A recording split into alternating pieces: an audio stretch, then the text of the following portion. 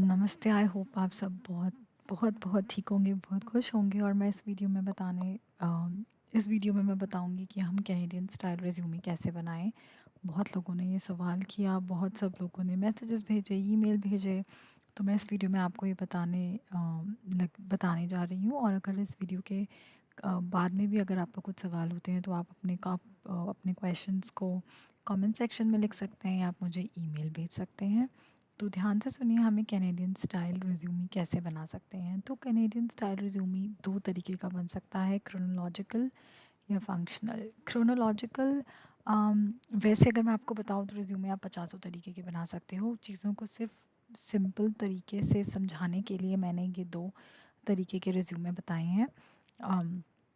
Chronological resume का मतलब हुआ कि अगर आपके पास एक्सपीरियंस ज़्यादा है तो आप इस तरीके से लिख सकते हैं। यानी सबसे पहले आप वो जॉब लिखें अपनी जहाँ पर आपने लेटेस्ट आप अभी काम कर रहे हैं या जहाँ पे अभी आपने काम छोड़ा है, और उसके बाद सेकंड नंबर पे आप लिखेंगे उससे पुरानी, एंड देन लास्ट में चलती जाएगी आपके सबसे फर्स्ट जॉब। तो हम ये डिक्रीजिंग ऑर्डर में लिखते हैं, सबसे ऊपर सबसे बड़ा या सबसे नया समझ लीजिए आप, एंड देन बाकी आपकी पुरानी जॉब्स। तो जैसे मान लीजिए अगर आप अभी कहीं काम कर रहे हैं 2022 में आपने कोई कंपनी ज्वाइन करी हो, अब टिल प्रेजेंट अभी वहाँ काम कर रहे हैं, तो वो सबसे पहले आएगा। फिर उससे पहले आपने जहाँ काम किया फिर वो, उससे पहले जहाँ काम किया फिर वो, और इसी तरीके से आता जाएगा। ये क्रोनोलॉजिकल ऑर्डर होता है। ये उन लोगों के लिए सही है जिनके पास एक्सपीरियंस ज़्यादा है दिखाने के लिए। मान लीजिए आपके पास 4-5 साल का एक्सपीरियंस है, 6 साल का एक्सपीरियंस है, या 4 साल से ऊपर का कितना भी एक्सपीरियंस है, तो आपके पास कंपनीज़ हैं दिखाने के लिए, काम है दिखाने के लिए। तो आप वो लोग ये यूज़ कर सकते हैं जो मिड सीनियर लेवल पोजीशन पे हैं, या जिनके पास इतना एक एक्सपीरियंस आ गया है कि वो अपनी कंपनीज दिखा सकें। अगर आपने एक कंपनी में ही 10 साल काम किया है तो बहुत अच्छी बात है। ज़रूरी नहीं आपके पास 10 कंपनियाँ होनी चाहिए दिखाने के लिए, आपके पास एक्सपीरियंस होना चाहिए दिखाने के लिए। तो इसमें कैसा करा जाता है, आपके लेफ्ट हैंड साइड पर हम कंपनी का नाम लिखते हैं, राइट हैंड साइड पे जब वो ख़त्म होती है कंपनी का नाम हम ड्यूरेशन लिखते हैं कि कब से कब तक। फिर कंपनी के नाम के नीचे हम जॉब टाइटल लिखते हैं और रिस्पॉन्सिबिलिटीज़। जॉब टाइटल और रिस्पॉन्सिबिलिटीज़ में अभी आप बहुत गैप देख रहे हो, इतना गैप देने की कोई ज़रूरत नहीं है। आपका रिज्यूमे में बहुत ज़्यादा एक्स्ट्रा गैप नहीं होना चाहिए, कोई ऐसा नहीं लगना चाहिए कि कोई एक्स्ट्रा हमने बस बेकार में स्पेस बना रखा है, तो वो चीज़ बिल्कुल नहीं होनी चाहिए। दूसरी तरीके का होता है फंक्शनल, जिसमें अगर आप स्टूडेंट हैं मान लीजिए अभी, और आपके पास इतना जॉब एक्सपीरियंस नहीं है, हो सकता है बैक होम इंडिया में, पाकिस्तान, बांग्लादेश, जहाँ से भी आप आए हैं हो सकता है वहाँ का एक्सपीरियंस हो, लेकिन कैनेडियन एक्सपीरियंस ज़्यादा नहीं है या वहाँ का भी एक्सपीरियंस ज़्यादा नहीं है, और आप यहाँ स्टूडेंट हैं, तो फंक्शनल रिज्यूमे बनाइए जिसमें आप ऐसा नहीं लिखेंगे कि आपने इस कंपनी में ये काम किया, आप सीधा अपनी स्किल्स लिखेंगे। आप लिख सकते हैं, मान लीजिए अगर आप एचआर में हैं तो आप लिख सकते हैं रिक्रूटमेंट एंड सिलेक्शन, और उसमें 4 कैटेगरी, आप 5-6 चीज़ें लिखिए उसमें आपने क्या करी सेंटेंस फॉर्म में। फिर आप लिख सकते हैं ट्रेनिंग एंड डेवलपमेंट, फिर उसमें आपने क्या किया। सिमिलरली अगर आपके पास मार्केटिंग सेल्स का एक्सपीरियंस है तो आप वो स्किल सेट लिखेंगे और उसके अंदर जो काम किया वो लिखेंगे, बजाय कि किस कंपनी में क्या किया। तो हो सकता है आपने 4 कंपनी का आपका एक्सपीरियंस हो जिसमें आपने 4 कंपनी से मार्केटिंग का और सेल्स का या अपने अकाउंटिंग का और फिनेंस का आपको एक्सपीरियंस मिला है, तो आप इसमें वो लिखेंगे। फॉर्मेट कैसा होना चाहिए, आपका कॉन्टैक्ट इन्फॉर्मेशन लिखेंगे अपने, यानी कि आपका नाम, आपका एड्रेस, आपका फ़ोन नंबर, आपको डेट ऑफ बर्थ लिखने की कोई ज़रूरत नहीं है। करियर समरी लिखेंगे या करियर ऑब्जेक्टिव पहले आप ऊपर लिखेंगे, बल्कि कॉन्टैक्ट इन्फो के बाद आप करियर ऑब्जेक्टिव लिखें अपना, जिसमें आप बताएंगे कि आप क्या करना चाहते हैं। करियर समरी हुई आपने अभी तक क्या करा है। उसके बाद आप अपने स्किल्स लिख सकते हैं, लेकिन ये स्किल्स होंगे काम से रिलेटेड, जैसे कि एनालिटिकल स्किल्स या डिटेल ओरिएंटेड, या कोई कंप्यूटर से रिलेटेड स्किल्स हैं, या कोई भी ऐसी स्किल है जो काम से रिलेटेड है। आप वो सारी चीज़ इसमें लिख सकते हैं।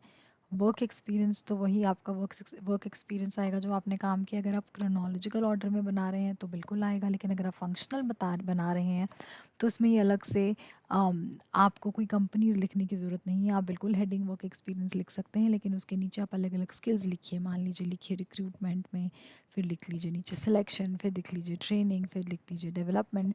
तो आप ये सब तरीके से लिख सकते हैं। फिर आप लास्ट में आप अपनी एजुकेशन लिख सकते हैं। आप उसमें अपनी बैक होम की एजुकेशन या आप अपनी यहाँ की भी दिखा सकते हैं, और यहाँ की भी एजुकेशन जो भी आपकी चल रही है, मान लीजिए अगले 6 महीने में, अगले साल ख़त्म होने वाली है, तो आप वो भी दिखाएंगे इसमें। जो आपका स्किल सेक्शन होगा, जैसे कि हाँ मैंने बताया, वो जॉब रिलेटेड स्किल्स होंगी आपकी जो आप उसमें डालोगे। हॉबीज़ लिखने की ज़रूरत नहीं है, ये बहुत ज़्यादा पुराना फॉर्मेट है जिसमें हम ट्रैवलिंग, लिसनिंग टू म्यूज़िक और ये सब लिख देते हैं। तो प्लीज़ हॉबीज़ लिखने की ज़रूरत नहीं है अनलेस एंड अनटिल आपकी हॉबी आपके जॉब से बिल्कुल कनेक्टेड हो। मान लीजिए आपकी हॉबी है ब्लॉग लिखना, और या आपकी हॉबी है कि आपको खाना खाने का बहुत शौक है और आपकी जॉब ही आप फूड ब्लॉगर हो, या आप कोई फूड टेस्टिंग के लिए आपको किसी कंपनी में सेलेक्ट करा जा रहा है, या आपको आईटी की किसी कंपनी में सेलेक्ट करा जा रहा है, किसी आईटी के काम के लिए सेलेक्ट करा जा रहा है आपका, और आपका शौक है कि आपने शौक में वेबसाइट बनाई है और वो आपके काम से बिल्कुल कनेक्टेड है, तो प्लीज़ उस चीज़ को लिखिएगा, ज़रूर लिखिएगा। लेकिन अगर नहीं है तो आप इसको रूल आउट कर सकते हो। रूल आउट कर सकते हो मतलब छोड़ सकते हो। रेफरेंस लिखने की ज़रूरत नहीं है अभी आपको इसमें कोई। रिज्यूमे में यूजुअली ज़्यादातर लोग लिख देते हैं अवेलेबल अपॉन रिक्वेस्ट, यानी कि जब मांगा जाएगा हमसे तो हम वो दे देंगे, प्रोवाइड कर देंगे। रिज्यूमे में आपको प्लीज़ ये लिखने की ज़रूरत नहीं है। लेकिन जब आपसे रेफरेंस मांगा जाता है तो आप जिसका रेफरेंस देते हैं उनका नाम, उनका नंबर, उनका ईमेल आईडी, वो किस पोजीशन पे और कहाँ पर है वो मांगा जाता है। ये कुछ टिप्स हैं जो रिज्यूमे बनाते वक्त आप ध्यान रखिएगा। ये लास्ट टॉपिक है इस वीडियो का। इस वीडियो के बाद आपके मन में बहुत सवाल हो सकते हैं कि आपने तो हमें रिज्यूमे दिखाया ही नहीं कि रिज्यूमे कैसा होता है, हम कैसे बनाएंगे। तो रिज्यूमे देखने के लिए सैम्पल आपको बहुत मिल जाएंगे ऑनलाइन, लेकिन वो आपको कंफ्यूज ज़्यादा करते हैं। तो आपको जो सैम्पल समझ में आता है आप उससे लिखना शुरू कीजिए। और अगर आपको कुछ भी प्रॉब्लम है और आपको कुछ भी पूछना है कि आपके रिज्यूमे में क्या सही और क्या गलत है, तो आप बिल्कुल मुझे ईमेल कर सकते हैं। आप, मैं डिस्क्रिप्शन में अपनी ईमेल आईडी एक बार फिर दे दूँगी और आप वहाँ मुझे ईमेल कर दीजिए, और मैं आपके रिज्यूमेज़ में जो जो चेंजेस हो सकते हैं वो मैं आपको उसमें बता दूँगी। पहली बात ध्यान रखिएगा, अगर रिज्यूमे आपका मैक्सिमम 2 पेज का होना चाहिए, 3 पेज का तब जब आपका एक्सपीरियंस 10, 15, 20 सालों का है। तो ठीक है, आपका 3 पेजों का एक्सपीरियंस हो जाएगा, 3 पेजों में आपका रिज्यूमे जाएगा, वरना 2 पेज से ऊपर का रिज्यूमे ना बनाएं आप। ज़्यादा ना लिखें, बहुत तारीफ़ें ना करें अपनी, ऐसा ना लिखें कि सब लिख देंगे सारी कहानियाँ, क्योंकि आप कोई वहाँ पे कोई फ़िल्म नहीं बना रहे हो, कोई स्टोरी नहीं बना रहे हो, कोई स्टोरी राइटिंग, कोई निबंध लेखन नहीं है। तो आपको रिज्यूमे इस तरीके से बनाना है कि पॉइंटर्स में हो और आप कोई कहानियाँ नहीं बताएंगे वहाँ। प्रॉपर फॉर्मेट होना चाहिए।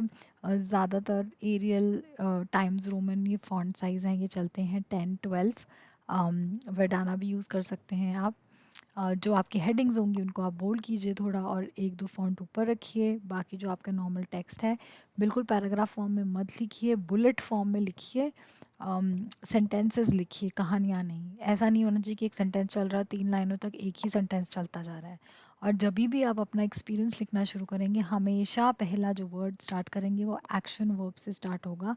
जब भी आप अपनी रिस्पॉन्सिबिलिटीज़ के बारे में बताएंगे, जैसे कि अगर आपने ये करना है दैट, मान लीजिए आपने कुछ भी बताना है तो आप बोल सकते हैं इंक्रीज्ड सेल्स। और आप, अगर आप किसी कंपनी की सेल्स में मान लीजिए आप काम करते हैं, या मार्केटिंग में आप काम करते हैं, या कहीं पे भी आप काम करते हैं, तो आप ये चीज़ें लिख सकते हैं। आप लिख सकते हैं reduced, successfully reduced turnover of the company, reduce the turnover of the company.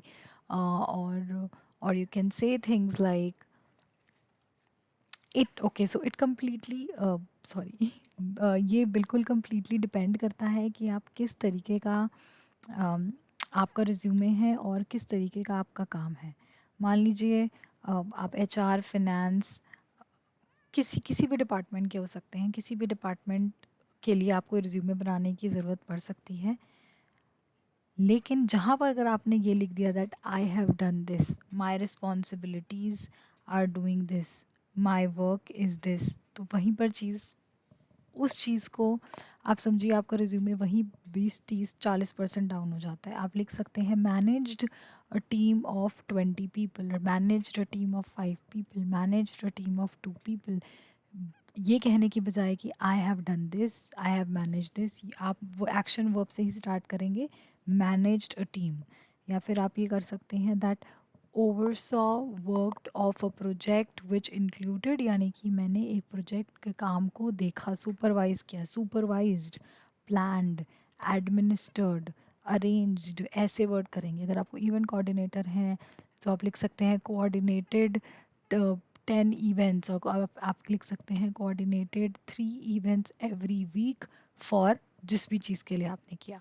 तो आपको इन शब्दों का आपको यूज़ करना है, जैसे कि programmed, produced, planned, operated, orchestrated, organised.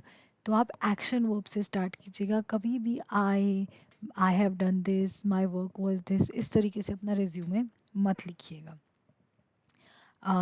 इसके अलावा भी आप वर्ड यूज़ कर सकते हैं, जैसे डेवलप्ड, डिज़ाइंड, आप लिख सकते हैं implemented, formulated, proposed, decreased, increased, consolidated, expanded, ये टर्म्स यूज़ कर सकते हैं आप।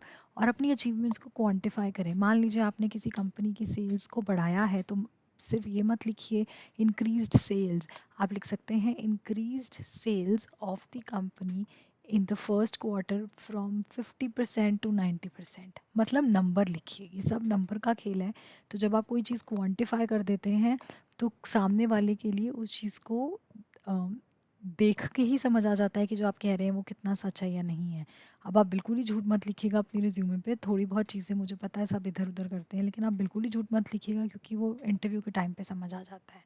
क्वांटिफाई कीजिए। अगर आपने हायर करा है लोग और आप रिक्रूटमेंट में थे, तो आप अगर आपने जो लोग रिक्रूटमेंट में, उन्हें आरपीओ का मतलब भी पता होगा, रिक्रूटमेंट प्रोसेस आउटसोर्सिंग, तो आप तब आप उस चीज़ के लिए लिख सकते हैं दैट कंडक्टेड आरपीओ और conducted 5 recruitment process outsourcing projects in this quarter. और आप लिख सकते हैं hired 100 entry level position workers for from this to this. तो आप नंबर में बात कीजिए, नंबर बताइए, आप क्वांटिफाई कीजिए जहाँ करना पॉसिबल है। जहाँ करना पॉसिबल नहीं है वहाँ ज़बरदस्ती कुछ क्वांटिफाई मत कीजिए।